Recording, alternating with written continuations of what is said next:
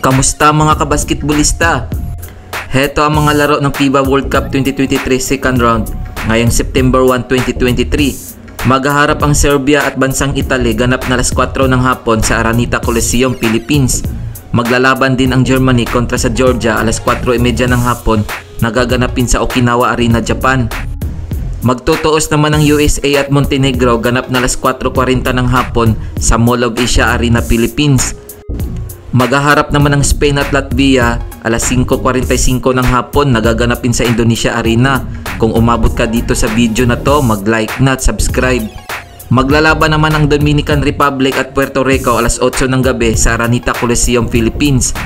Magtutuos naman ang Slovenia at Australia alas 8:10 ng gabi sa Okinawa Arena, Japan. Kakaharapin naman ng Lithuania ang Greece alas 8:40 ng gabi sa Mall of Asia Arena, Philippines. Maglalaban naman ang Canada at Brazil alas 9:30 ng gabi nagaganapin sa Indonesia Arena. Kung nagustuhan mo ang video na to, mag-like na at subscribe.